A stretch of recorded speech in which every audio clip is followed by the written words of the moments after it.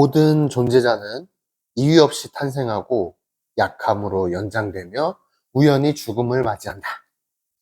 네, 안녕하세요. 하루 한 번 삶에 대한 끄적임. 오늘은 416일째 되는 아침입니다. 8월 2일 일요일 아침이고요. 오늘 아침에도 4시에 일어나서 사르트르의 구토 그리고 끄적이고 있습니다. 오늘 아침에는 무슨 생각이 좀 들었냐면 사르트르의 글을 읽으면서 아까 되게 알베르 까미랑 비슷하구나. 이 사람도 어떤 침묵하는 세상에 대해서 많은 고민을 하고 있고, 그 다음에 인간의 어떤 본성에 대한 부조리에 대해서 계속 고민했었구나라는 거를 좀 이해할 수 있었던 것 같아요. 그래서 저가 느끼는 게 막 그런 거 느껴지는 것 같아요. 막 우리 메타인지라고 하잖아요.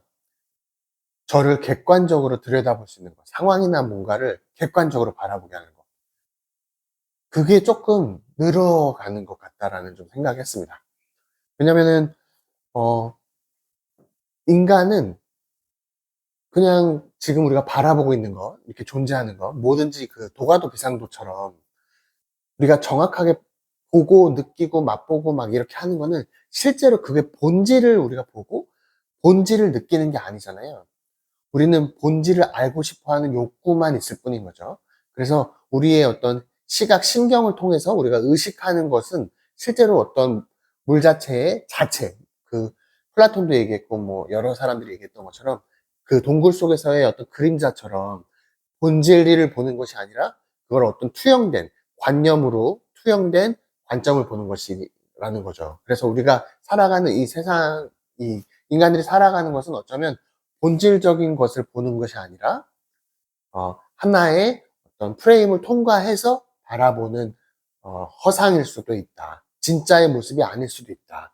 그렇기 때문에 사르트르는 본질이 뭐냐, 이 세상이 뭐냐라는 거에 대해서 너무나 많은 고민을 계속 했던 것 같아요. 그래서 본문들을 막 읽다 보면 내가 고민하고 있는 거를 이 사람도 똑같이 했었구나. 예를 들면 이런 문장들이 있어요. 나는 이름 붙일 수 없는 것들 가운데 있다. 그것들은 말없이 무방비 상태로 혼자 있는 나를 아래에서, 뒤에서, 위에서, 온 사방에서 에워싸고 있다. 그것들은 아무것도 요구하지 않고 자신을 강요하지도 않는다. 그저 여기에 있을 뿐이다. 이 세상은 그냥 내 옆에, 앞과 뒤에서 그냥 존재할 뿐이라고 얘기를 하거든요. 그래서 이 모든 것은 표면에서 일어났을 뿐이다. 만일 누가 내게 존재가 무엇이냐고 물었다면 나는 그것은 아무것도 아니라고. 사물들의 본질은 변화시키지 않고 그냥 외부에 덧붙여지는 어떤 공허한 형식일 뿐이라고 진심으로 대답했을 것이다. 우리가 살아가고 있는 지금 이 세상이라고 그리고 인생이라고 보는 이런 것들은 어쩌면 그냥 표면일 뿐이다. 그래서 우리의 존재라는 거는 사실은 아무것도 아니다. 본질을 변화시킬 수도 없고 본질을 변화시키지도 않아. 그냥 그 겉에 덧붙여지는 어떤 공허한 형식일 뿐이다 라고 얘기를 하거든요. 그래서 인간들의 다채롭고 작은 세계에서 일어나는 어떤 행위, 어떠한 시련은 상대적으로만 부조리하다 라고 얘기하거든요. 설명과 이성의 세계는, 설명과 이성의 세계는 존재의 세계가 아니다. 원은 부조리하지 않다. 그것은 한 조각의 직선이 그 끝을, 그러니까 원은 완전한 존재잖아요.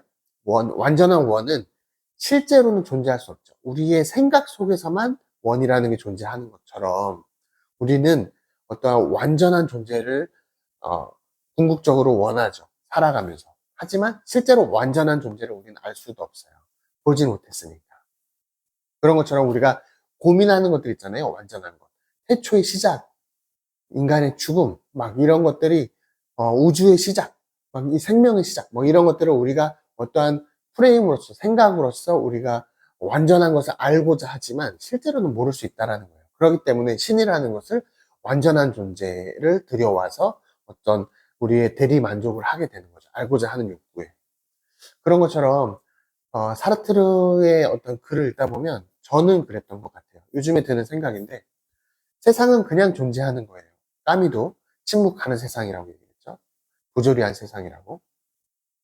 왜냐하면 부조리라는 게 왜 발생하냐면 그냥 침묵하고 그냥 존재하는 세상에서 우리 인간이라는 존재, 무언가를 목적성을 가지기 원하고 완전한 것을 원하고 결과를 갖기 원하는 이 인간의 본성이 실제로는 부조리한 거예요. 그래서 이 두 개가 부딪히다 보니까 부조리가 발생하게 되는 거죠. 이거를 사르트르도 그렇고 까미도 그렇고 여러 철학자들, 뭐 플라톤도 그랬고 여러 철학자들이 계속 고민을 했던 부분인 것 같고 저도 그런 생각을 좀 하고 있는 것 같습니다. 근데 결론은 아무리 고민해도 답을 얻을 수 있지는 않을 거예요. 이성의 한계를 칸트가 얘기한 것처럼 이율배반, 오류추리 이런 것들에 의해서 아무리 고민해도 알 수 없는 부분인 거죠. 그러면 저의 입장에서 이 책을 읽으면서 무엇을 얻을 수 있느냐를 봤을 때 저는 그런 것 같아요. 아무리 고민해도 알 수 없는 것들이 있다라는 거는 알죠. 그러면 내가 살아가면서 뭔가를 경험하는 것들 또한 어쩌면 내가 모르는 진짜 허상일 수도 있다. 본질이 아닐 수도 있다. 정말 본질적인 것은 그냥 그 존재 자체일 수도 있는데 인간은 그 존재 자체를 모르기 때문에 그냥 겉에 껍질만 우리가 표면적으로만 느끼는 것일 수도 있다. 그러니까 내가 살아가고 있는 어떤 기쁨, 감사, 슬픔, 모든 감정들이나 아니면 내가 생각하고 있는 모든 목적, 이념, 뭔가 뭐 이상 모든 것들, 생각나는 모든 것들 또한 어쩌면 그 표면에 붙여져 있는 걸 수도 있기 때문에 내가 그것에 의해서 크게 스트레스를 받거나 크게 그것에 휘둘리지 않고 그냥 나를 객관적으로 바라보는 어떤 메타인지라고 하는 그런 것들을 나를 좀 객관적으로 바라볼 필요가 있겠다. 정말 본질이 무엇인지를 알고 싶다면 그런 생각이 좀 들더라고요. 그래서 어, 사르트르는 계속 그런 거에 의해서 부조리에 의해서 구토를 막 느꼈던 것처럼 마지막 결론은 아직 못 읽었거든요. 그래서 뒤에는 이 사르트르는 어떻게 결론을 지을지 모르겠어요. 이 부조리한 세상에서 이 사르트르는 어떠한 답을 찾을지는 아직까지 저는 모르겠는데 저는 그런 것 같아요. 그냥 객관적으로 저를 바라보는 것, 메타인지 정말로 그냥 존재하는 것, 이유 없이 존재하는 거죠. 모든 존재하는 것은 이유 없이 그리고 그냥 그 상태로 존재한다는 것을 인지하고 내가 그것을 알고자 해도 알 수도 없고 그냥 한계가 주어진 거기 때문에 그럼 그 존재하는 그 순간에 나는 그러면 무엇을 집중할 것이냐. 그게 이제 에그하르트 툴레가 됐던 현재를 살아라. 존재하지 않는 현재잖아요. 존재하지 않는 거예요. 그냥 완전한 무엇인가 이상적인 것, 어떤 관념으로만 어떤 뭔가의 생각으로만 존재하고 있는 완전한 것인 거죠. 제로나 무한대. 세상이 존재하는 거 제로나 무한대인 것처럼. 영원한 세상인 것처럼. 좀 오늘도 뭐 두서없이 막 쓸데없이 생각이 막 많아지니까 막 여러 가지 것들을 고민하게 되는 것 같아요.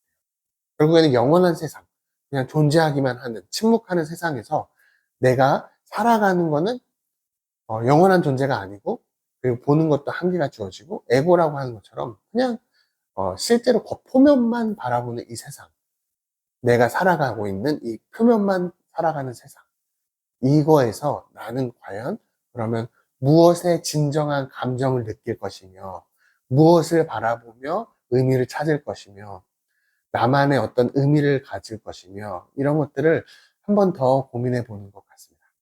재밌어요. 결국에는 내가 살아가고 있는 이 모든 주어진 것들은 어쩌면 다 별거 아닌 티끌 같은 존재, 우주에서의 티끌 같은 존재로서 그냥 작은 것일 뿐인 거죠. 그러니까 굳이 막 죽을 만큼 힘들 필요도 없는 거예요. 그런 거죠. 근데 중요한 건 그런 것 같아요. 그거를 그렇게 인식을 하더라도 나한테 지금 고통을 막 느끼게 되면 1984에서 그랬나요? 막 인간의 한계를 보여주잖아요. 고통을 막 주면 결국에는 그 고통에 굴복하게 되는 인간의 본성이 있잖아요. 그리고 기아, 전쟁, 뭔가 남들보다 뛰어나고자 하는 욕구, 인간의 본성도 무시하지 못하잖아요. 그러한 본성 속에서 살기 때문에 인간은 살아가야 되기 때문에 그러한 본성적으로 살아가야 되기 때문에 부조리한 게 계속 발생할 수밖에 없는 거죠. 그러면 인간이라는 존재에서 나라는 존재에서 과연 어떻게 살아가는 것이 좋을까?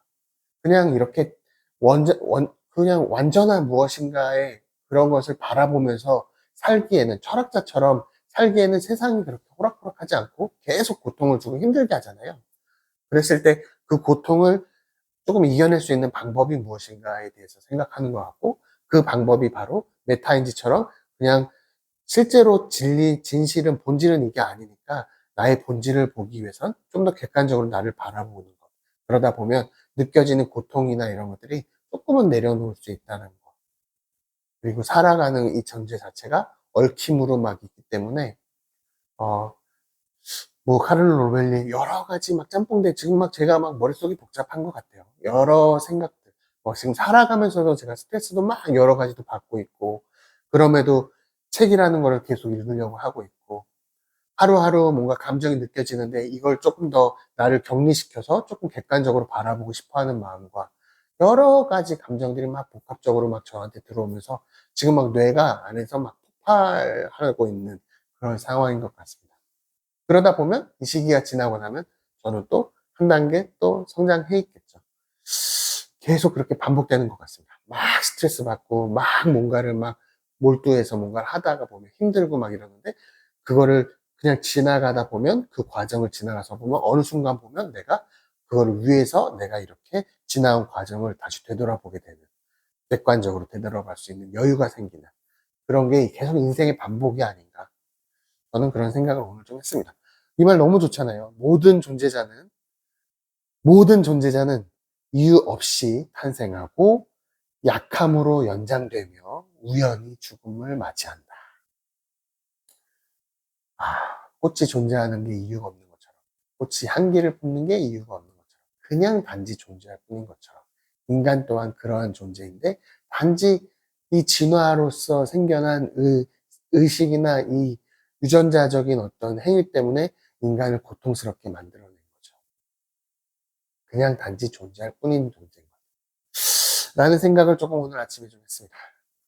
네. 오늘 하루도 또 끝나고 나면 명상 또 할 건데, 끝! 뭐라 그럴까? 음, 하루하루 그냥 가치 있고, 그 인간이란 존재는 어쩔 수 없이 가치를 만들어야 되는 존재니까. 본성적인 부분으로. 그래야지만 살아가는 의미를 만들 수 있는 존재니까. 아니면 그거 그냥 해탈해서 그냥 득도해서 그냥 모든 걸 다 내려놓을 수 있으면 좋은데, 인간이란 존재는 그렇게 하지 못하니까 자기만의 의미를 찾아가는 거죠.